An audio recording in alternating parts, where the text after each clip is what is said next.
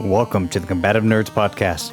Join us while we break balls and try to outwit each other at every turn while debating all things nerdom and trying to make sense of this world. Look, I'm not gonna lie, this is a Herculean task and I'm not sure we have enough brain power to do so. At the very least, we can laugh and offend each other through the process. Thanks for sharing your day with us. Now on to our show.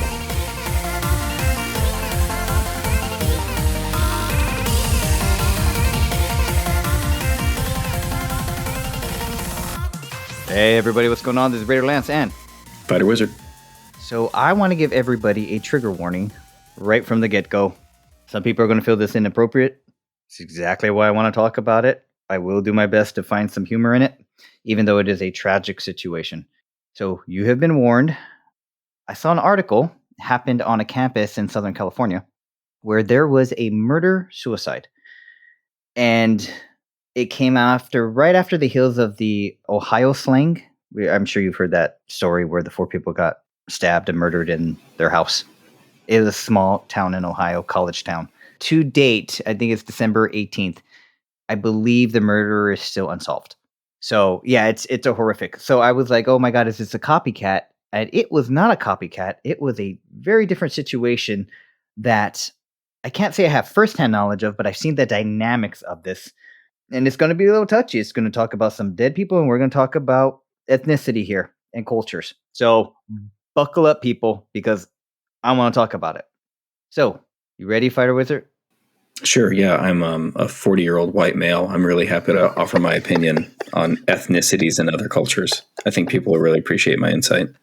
And here we go. Okay, so in the Los Angeles Times article, there was a Vietnamese man, age 36, with his elderly 77-year-old Vietnamese mother, and there is an outside stairwell that goes up, how many floors? 1, 2, 3, 4, 5. I'm looking at the image right now. 5 floors. Straight onto a concrete patio assembly area, let's just call it. Oh, it probably goes down even further on the other side of the stairs. And so he took his, first dick move, making a 77-year-old walk up 5 flights of stairs. So clearly we're talking about a bad actor here. Then, unfortunately, what he did was he picked up his mother, threw her over the handrail. She fell to her death, and then he jumped. And they were both Vietnamese. And so there was some investigations, what happened? Why was this a murder-suicide? What was the motive? I read a little bit into the story, and it's a horrible truth, but I'll tell you exactly what the motive was. So this young man, he went to UC Irvine from September 2017 to June 2019. He did not graduate. Right off the bat, I don't need to know too much more. I'm not saying this was the only reason, but we have a situation where we had a tiger mom berate her child for dropping out of school, and he was also in the biological sciences, which meant he was most likely what we would call pre-med and didn't become a doctor. And I can only imagine the pressure and the things she said for him failing on attaining this goal. And what makes it sadder is he did suffer from some type of mental illness. The police had done some mental health checks on him, and he actually was involved in 2019 in a sexual battery case against his roommate at a mental hospital that he was staying. So clearly mental illness was the most likely largest part of this. He was a criminal. He sounds like a bad individual. So I can't feel too bad for him. But the reason why I want to talk about this is not to make light of this bad situation, but to talk about the pressures that I have personally seen most of my Asian friends have when going to university. FighterWizard, am I imagining this stuff? Have you seen or heard similar things? Heard, yeah. So it sort of exists as a trope that in the cultural milieu, I will say tiger mom and then immediately recant it. But there's even one of the early memes that made its way around the internet was overbearing Asian dad. It was right up there with like successful black man, success kid, okay. Insanity wolf, velociraptor, that sort of stuff. Okay. That age of the internet. But yeah, I've heard it. I've seen it secondhand when I was at UC Irvine, when I had at least one student who I think pretty much fit that bill, and she experienced health problems, probably self-induced from that pressure, although that is heavy amount of speculation on that on my part. Although now when I'm looking at the picture of the article you sent, and I read the article when you sent it earlier, but I'm looking at the picture much larger now. Like, I totally taught in that building. I had my class right there. I TA'd a lecture and did like office hours and taught in that building. I always looked at those stairs and said, "Oh my God, somebody's going to use them one day." You're right. You're just going to look at it, and it's open. It's open and accessible from the outside. There's no doors or locks protecting the stairwell. It's open to go up. Yep. To, I think, to the catwalk. Yeah, I mean, this is a school that very large Asian population, very prominent pre-med, biology, chemistry, all those majors. I mean, it is a top tier school. So 95% of the biological sciences is Asian origin. Yeah, it is a pressure cooker. And I knew some of the people that were in there. And let me go from my experience, why I think I can be objective in there. So I think I talked a little bit about my past where I had absolutely no pressure to either go to college or perform academically. Everything was self-induced. So whatever pressure I did have, I could mitigate it. I don't know that kind of stress is what I'm trying to say, but I would see it because all of my Chinese, Vietnamese, Cambodian friends would have this tremendous amount of stress. And let me lay it out for you. First off, a good portion of them have immigrant parents. Immigrant parents are usually expecting their child to uphold or be duty bound to make immigrating to this country and the vision of their parents come to fruition. And those parents give them tons of support financially, academically. They sacrifice themselves coming here financially to enable this. But there is still that expectation. Then you get into this type of college, and it's extremely competitive. We're talking about people not sharing notes, people not helping each other study. It's a very, very cutthroat. Now, not to the extent that a law school experience will be, but it is extremely competitive. People are dropping out all the time. And even if you do well in this major, you're still not guaranteed to go to medical school. So it's just this massive pressure cooker that these excellent students are cracking from. And it's not a one-off occurrence. I'm sure if I looked in the history books, this is not the first suicide at UCI. I believe they have one every other year, some Asian student jumping off the rooftop. And so that's not even the first suicide at UCI from that stairwell. Yeah. 25-year-old kid jumped off a few years ago. I think 2014 is what they said. I mean, first off, I would choose a higher building. You don't want to walk away from that one. But 30 feet is sufficient to be a fatal fall. If you land correctly. Yeah. Let me do 1 second of internet sleuthing and I'll be right back. Sure. Yeah. I mean, it's just tragic. And even of course, this is a worst case scenario, but even if you don't, just the pressures, a lot of people don't appreciate it. A lot of people have this idea of going to college and you join a fraternity, you join a sorority, you go explore yourself, whether it's, your politics, your sexuality, whether you want to become a vegan or not. And there is that aspect. But I don't see most of the Asian students in biological studies having that experience. They have a pressure cooker from day one of trying to achieve top marks just to get into medical school to then do it all over again. And sure, the rewards are worth it, but I feel, I don't want to feel bad for this guy, but I feel bad for all my friends and all the students who are suffering from this. Because I couldn't imagine that kind of pressure because I never had to deal with it. And let me give you a story because I know I'm talking generalities. Let me give you some anecdotal evidence. So I was working in a courthouse. I shouldn't say working, I apologize. I was interning at a courthouse. And there was a Vietnamese, I want to say paralegal, back office clerk. Not sure exactly what her title was. And she was talking to me and a couple of the other law students and saying, how great it is that we pushed ourselves. And she's a really nice lady. We somehow got into talking about her experience. And she was like, well, I went to college. I'm at this job. I think she got married and had to raise her kids. And she said, and also, I don't think I could have dealt with all the expectations and pressure. And I was like, oh, well, what do you mean? And she goes, well, we have, let's just call it her nephew. And he is, I think, in an East Coast or maybe an Ivy League school. So he was doing really well for himself. he brought home a B, right? Respectable.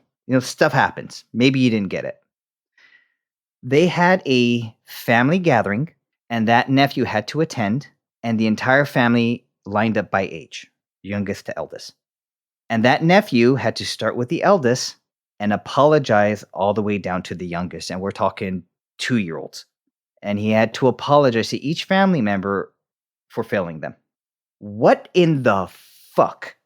Could you imagine that level of pressure for a B? He didn't drop out. He didn't come home with a DUI or really hamper himself. He got a B. And he had to go through that kind of mental scarring. I couldn't imagine that. Yeah, same. And that's just one of the stories that I've heard.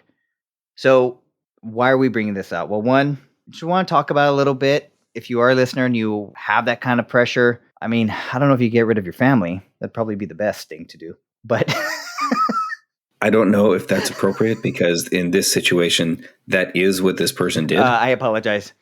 When I say get rid of your family, I mean move out of state, right? That's what I meant. Cut all ties of communication, verbal, only verbal. So yeah, it's not healthy, but it's a very Western idea that it's not healthy. Very Eastern mentality. That's kind of the norm, and it's probably why they achieve so much. Let's be honest. That's why they're just crushing it on all the high-paying jobs and the advanced degrees. So I don't know. I don't know what to say. I don't know if this is a situation where you got to break a couple eggs to make an omelet, or is this they could have better ways and achieve the same success? Look at the Jewish culture. I don't hear that level of pressure, but they still achieve very high educationally and financially. I'm at a loss for this one. But I do know, as opposed to other cultures who have no pressures, I don't know what the solution is. I mean, I gotta think it's better to have these higher pressures than a lower socioeconomic mentality of not giving any pressure at all, right? What do you do? I have no answer. I come from a background where, yes, there was pressure, but it was always light and constant. And at first external, and then I internalized that pressure. And then that became sufficient. And I think for those who have heard our Was Grad School Worth It cast, that I think that was pretty evident in both of our stories. Right. Whereas I might have had external pressure lightly applied, you had internal pressure the whole time. But to that level, never. Never, ever once. I've always had support and encouragement, never consequent shame. I did terribly my first year in college, and I had to take a little break. I never had to go apologize to my family members. Probably should have, honestly, based on some of my behavior. I never had to go apologize to my family members for failing them. Yeah. I don't. Something so small too. If my daughter came home, yeah. Now I get it. Not bringing home an A and bringing home a B. You're giving up a little ground to the competition. I understand that. But hey, work harder, kid. Hey, what happened? Can we, get you some tutoring? Can we do something, that you can question it? Hey, what happened here? But to act like they dishonor the family, man, that's rough. It's a B in undergrad. Yeah. Different culture. Tough to say what the culture of the family was. Tough to say what the external factors, internal history were. All of that said, to you and I, that seems just alien. Yeah. To the point of pathologic. To another family, to other culture, that might not be. Well, clearly it wasn't. I think it's harsh. Let me give you the inverse. I was going to save this for our cast when we do Is College Worth It? But I'll share you a story. So to see how on the other side of the tracks I was than my fellow Asian classmates. So I almost dropped out of college twice, both for personal reasons, different reasons. I think one was in the end of my sophomore year. And then the last one was after I'd already got my English degree and I was full on doing my psych degree. So I was probably like year 5. That was my choice of whether I wanted to stay or leave. These other students don't have that choice. They'll get disowned, cut off, shamed, ridiculed.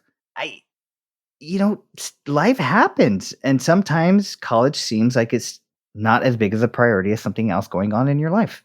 I can understand that. And I'll take this even a step further. So I was broke and I was paying my way through college.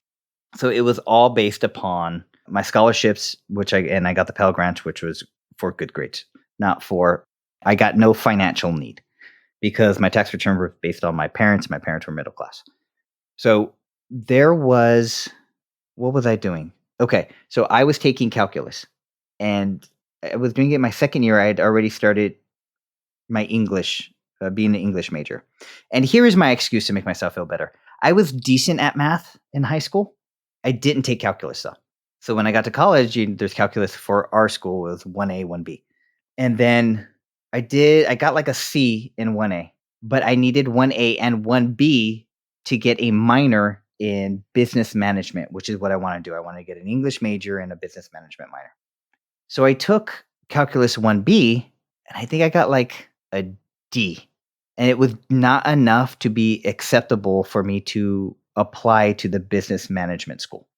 And I should also throw in this fact because it's very important. I was taking minimum credits because I was commuting and working either one or two jobs at that time.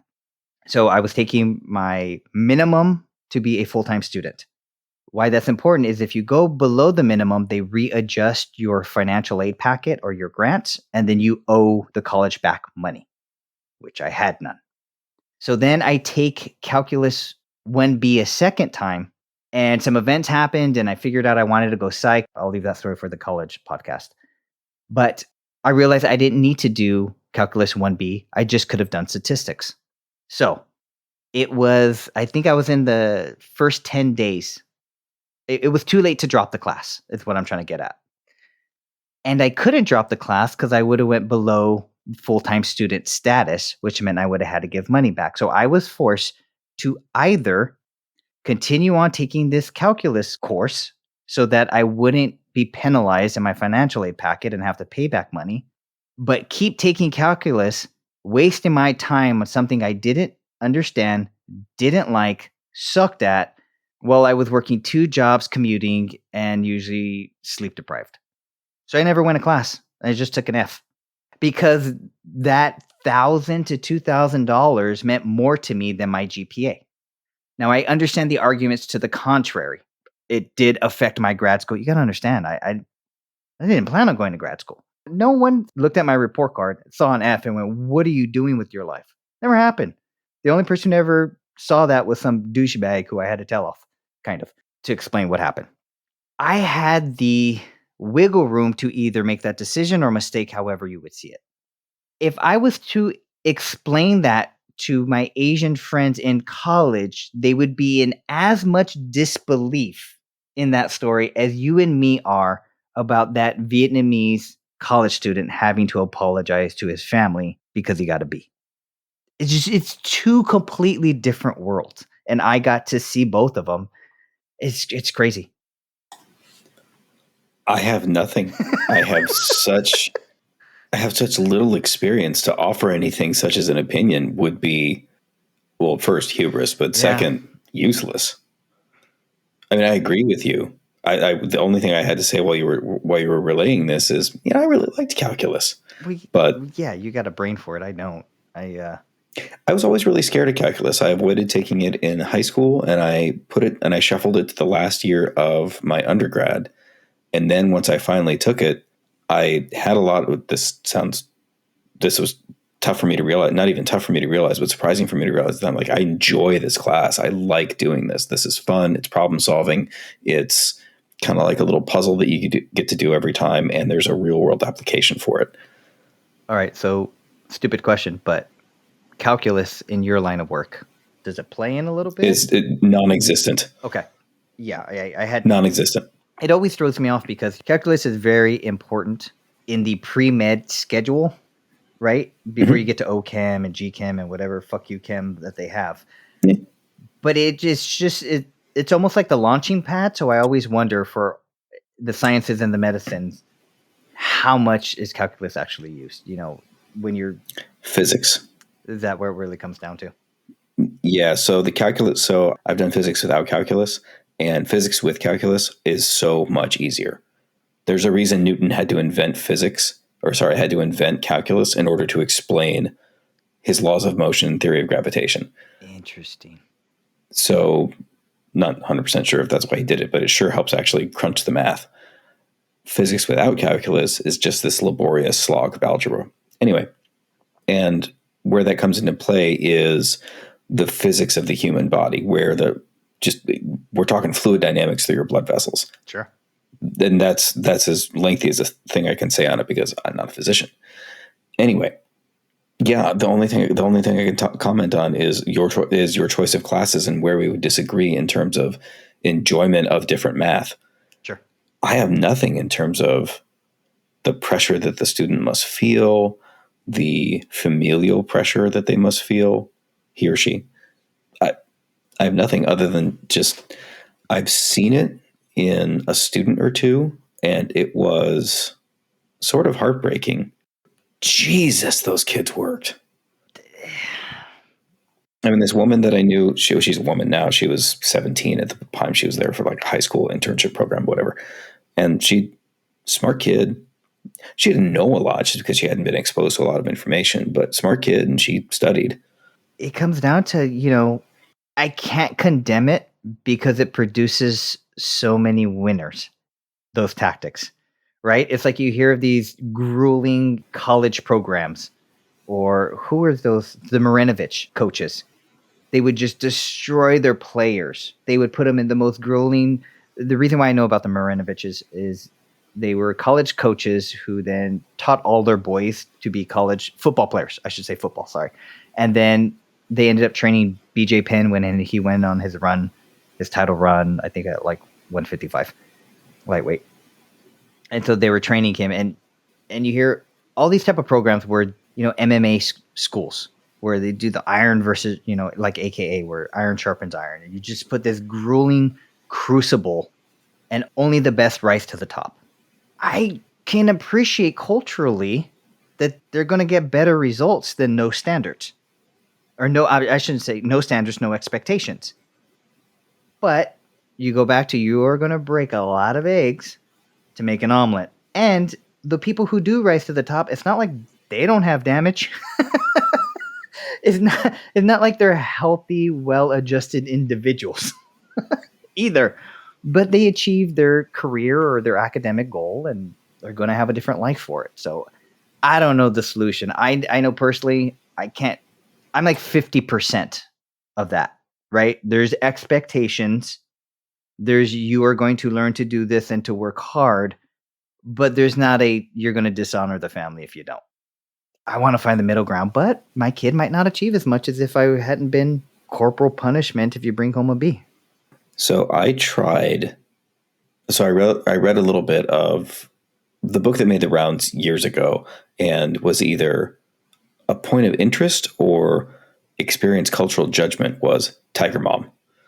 And I read like how she taught her son to play piano and how she made him practice piano. And I applied that exactly once to my daughter's reading. Okay.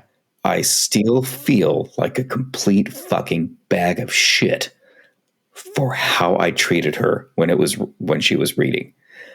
I decided like, okay, maybe my approach is wrong. I'm going to try this approach. I read about it. And, she was having trouble with words. She's learning to read. It is not an easy thing for the human mind to look at these random ass symbols, assemble them into coherent meaning, and then to be able to do it rapidly. I mean, you do it without thinking now, but that takes a long time. God, I feel bad even relaying this. And while she's talking, I'm like, okay, be really tough. Be like Tiger Dad. How can you not get this? You know this word. You practice this word. We've practiced this word. Do you not love us enough to work at this? I'm disappointed in you. This is garbage. This is garbage. When you want to try harder, you come back in this room. So I've done 50% of that. And so I've done 50% of that for sure. And like she would leave the room, and because like we talked about it, like, okay, we're gonna try that, maybe it'll work. Yeah. And she comes back in and she does it, and she's like crying, and I'm like really trying hard not to cry or just like completely cave. Yeah. And then she reads it, And at that point, I make sure to lavish incredible praise on her. Like, oh my God, you did such a good job. I'm so proud of you. You worked so hard. I love you so much. You're getting so good at reading. She was really happy. I have never, ever done that again. Not like that. I will express to her frustration when she doesn't try at reading. She's actually pretty good at reading, but she doesn't try that hard because she gets, for whatever reason, that's a later cast. But if I'm doing her a disservice academically or in some terms of success later on in her life, I will apologize to her then. I am not strong enough to be that parent. Yeah. I have a term, and I kind of stole it from Bill Burr. He was talking about a completely different situation, but he likened a soul to a piece of clay. Every time you're doing some bad stuff, you're just kind of shaving off a little part of the clay. You're not going to get it back. In other words, you're paring down, your soul, your morality. And so in your situation, the problem is you actually had compassion and empathy. That's where you went wrong. You don't have that shit because you need to take that out of your soul and you need to, this is what's good. It doesn't, my feelings and the kid's feelings doesn't matter at all. What matters is the success of the child, which means success for the family. I think that's almost precisely the opposite of what the Tiger Mom book was trying to impress, but okay. Okay, explain their philosophy on it, because that is my interpretation of how you do it. Okay. It has been a while since I've read it, so I'm sure I'm about to fuck this up. But from my poor recollection, you're correct in saying that her feelings are that she loves her son. Of course she loves her son. It's her son. She wants him to succeed, and she wants him to get over his own fear. That she wants him to overcome the challenges he imposes upon himself, be that through laziness, be that through a lack of desire to either achieve piano playing or just for whatever reason. Because at the end of the day, we're our own worst enemies. I want to get better at German, but I'm not going to study tonight, even though I know I have a class tomorrow because I'm bored and it's almost 10 o'clock and I don't want to study. That's my fault. I would not allow my daughter to do that. I'm like, no, you fucking study. I'm paying for class. With this, she acknowledges that she of course loves her son, but she has to push him as hard as she can through that barrier, whatever it might be. In this case, she did it by, you're garbage, you're absolute garbage. I can't believe you're doing this. I can't believe you don't want to try. You're ashamed, everyone. I'm ashamed of you. Your family's ashamed of you. But then when he did it, she's like, you're amazing. And that's where she's able to show that the positive side of her love. She loves her son enough to push him, even though she may feel bad about it, even though she's sacrificing his temporary happiness for a future goal. It's anathema to Western thinking. That's not to say it's bad. Yeah, I've never read the book. I've seen the real life versions of it. Sure. And what I would respond to the author and her opinion is she's full of shit and rationalizing the perpetuation of the same abuse she suffered. Oh, she got shit on hard. Right. She did the rounds of all the morning shows and everything else. And like, that's the first question, because it's antithetical to most Western approaches of teaching and parenting. I think that's the important distinction, though. So let me just ask you a question. I'll explain why. Would you define her methods as love? Would those methods fall into the rubric of demonstrating love? I can see how they would. Really? How so? Yes. It is. You love your child enough to be hard on them so that they will achieve a future success. You will sacrifice their current happiness, if necessary, to be happy later on in life. You may define love differently as well. Maybe you and I wouldn't define love that way. I would not act out of love in that manner. But we may have different cultures may define love differently. Different cultures define freedom differently, which is why the American definition of freedom doesn't always work. Like when we're going to bring freedom to the Middle East. Well, maybe they have a different definition of freedom. Sure. This same thing can exist in other realms. So I can see why it would, and that's my kind of pissy, wish-washy answer. Please continue with your much more salient point. So let me prove your point, and then I'll explain why I disagree I'm wrong. No, I disagree in the context you're putting that definition. So I agree with what you said as the definition. I think that is a wrong context. So, and of course, because this is personal, I watched a video once. Sure, it's on World Star. Somebody's filming from their porch. A dad screaming at a 17-year-old, put your hands up, and straight up boxing him. And the kid's running. The dude knows how to cut off. The guy was a boxer. I don't know to what level. And this is clearly in the hood. There's a lot of wife beaters, a lot of slippers. And he's boxing this 17-year-old, throwing combos, body shots. He's lighting this kid up. Boxed him up, chased him down, boxed him up. And this kid wasn't running from his father. He was trying to disengage, if that makes sense. So, which means if he was just running from his father might not have caught him. But for some reason, he knew he had to stay around to take the discipline from his father. That makes sense. And this guy was just assaulting him. And then it ended up with him landing a body shot to where his kid had to limp and run away. And he said, "Yeah, that's right. Now you get out of my house if you're going to be doing that." And so the comments were something to the effect of the kid started slinging dope, or he might have been forced to join a gang or was getting into a gang affiliated stuff. And all the comments were, "Oh my God, that's abuse. You already failed if you have to do that to your kid." And I was like, that's tough love parenting when you don't have another choice. And so what I'm saying is you can abuse somebody because you love them enough, you're willing to do that. But that takes a couple things. I'm sorry, it takes a couple things to make it worth it and to occur. One, it has to be high stakes. Hey, you're not dating this kid, you're too young, or he's a piece of garbage. Hey, you're not running the streets, you're not getting involved in this stuff. I'll beat you up first before I let you do this to your life. That type of stuff. Hey, I'm not letting you drop out of college, or I'm not letting you not take this opportunity. It's the biggest mistake in your life, and I will slap you and take you to the airport if I have to. I get the abuse. But two, you have to have a parent who's willing to mute the natural parental protection of that child to hurt them. You have to take out your caring, your child's feelings, and not care about whatever other ramification to your relationship, to their perception of the world that you will inflict upon this child by taking those extreme measures. So I can see doing that for a child's safety, for a child's well-being. I agree with your definition of love. To play the fucking piano so that your kid seems really smart and is a status symbol, and so you can put it on their resume to get into a college or to show that you're a socialite.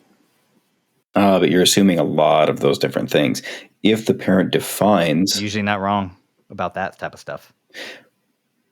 I can't speak to that, but I will say that per your requirements or definitions, if the parent defines playing the piano as a matter of safety, as a matter of, maybe not safety, security, as if they define that skill with a high enough stake, then, it becomes the ends justify the means.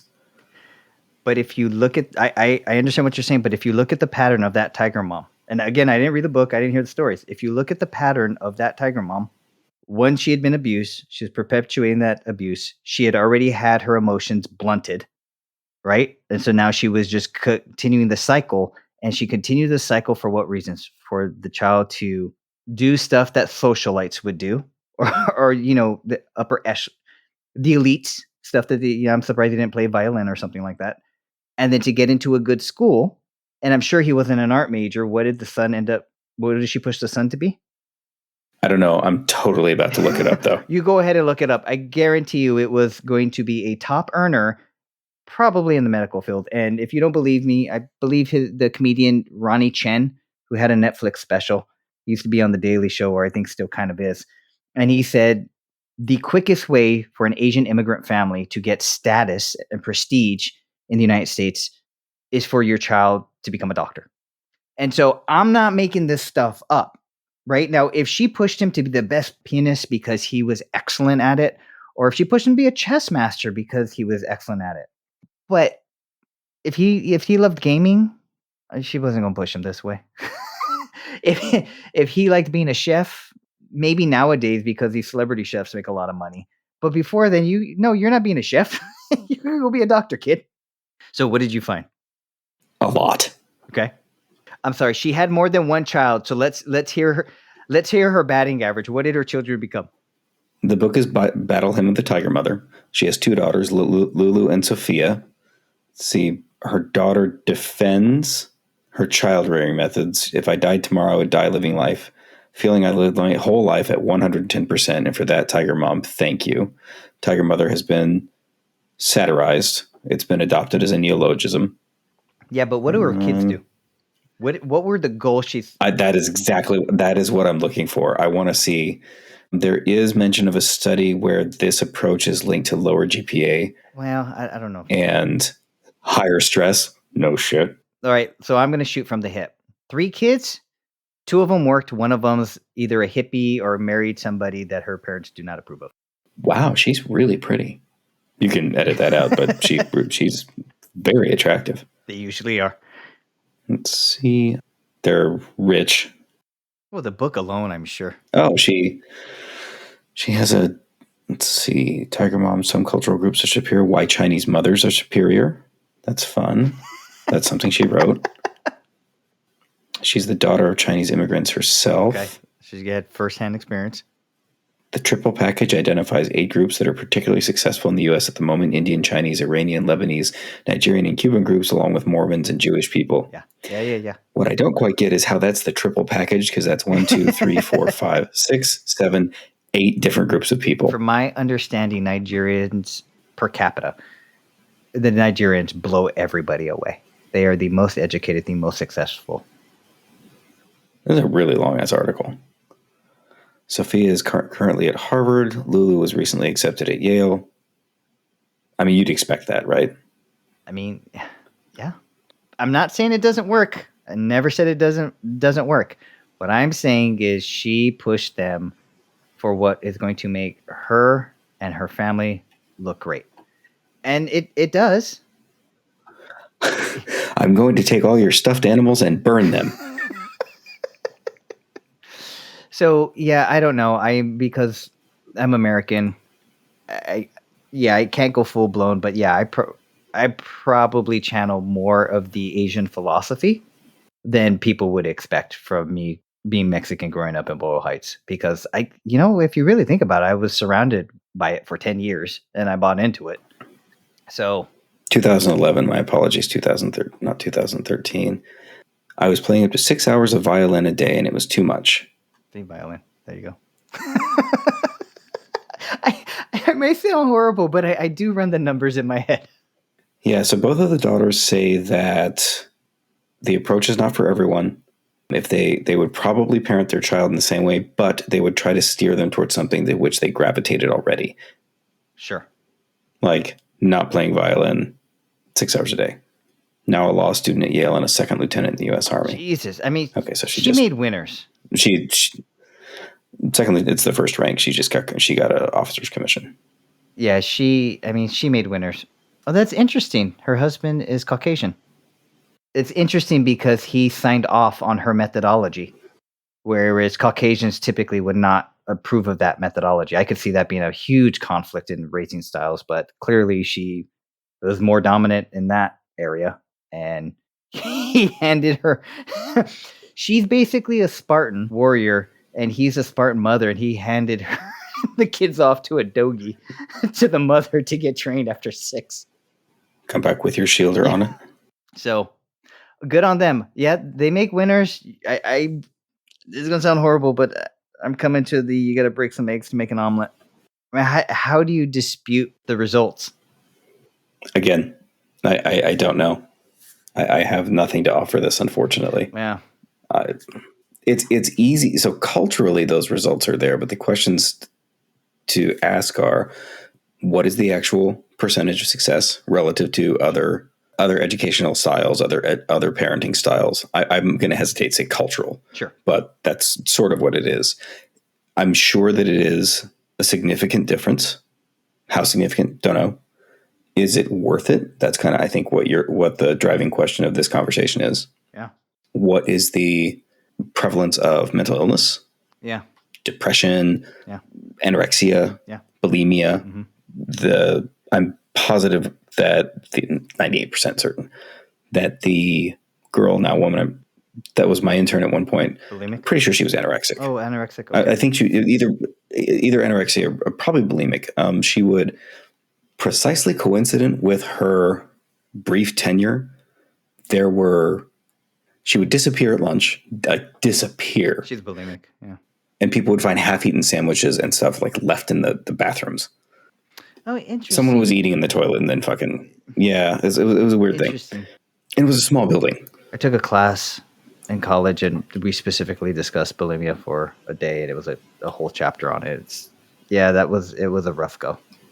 So anorexic, I think they just don't eat at all, right? Where a bulimic will consume the food, but they're going to, of course. Yeah, bulimia is a binge purge cycle. Anorexia, I think they can probably be intertwined, but you know what? I don't know. I don't know anything about, very little. My feeling, not memory, they are actually quite different, surprisingly different, because it comes from a different mental state. So, okay. Yeah. But anorexia is usually keyed with... they're treated together.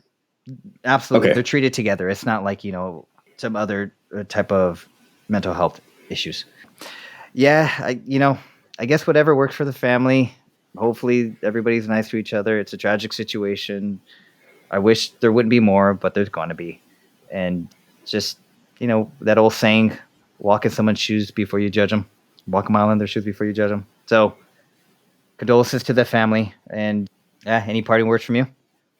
If anything, and I think we would be remiss if we did not mention that there are resources. Yeah. Should you be in a state of mind, if you experience mental illness, there are lots of resources. It takes a quick Google search to find them. Most professionals in any mental health capacity whatsoever are there for a compassionate reason and will be there for you should you need it.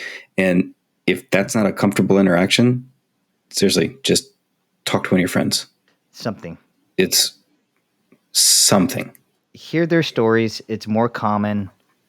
From my understanding, it didn't happen to me and all my friends were talking about it, right? So there is some type of comfort in knowing that you're not the only one there, but there's student resources that you reach out to. Just don't suffer in silence so that one day you snap and then take a header off of a stairwell.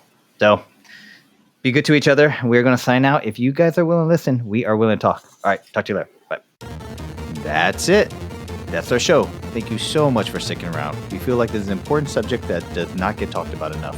And if you're one of those people suffering in silence, just know that's not sustainable for the long term.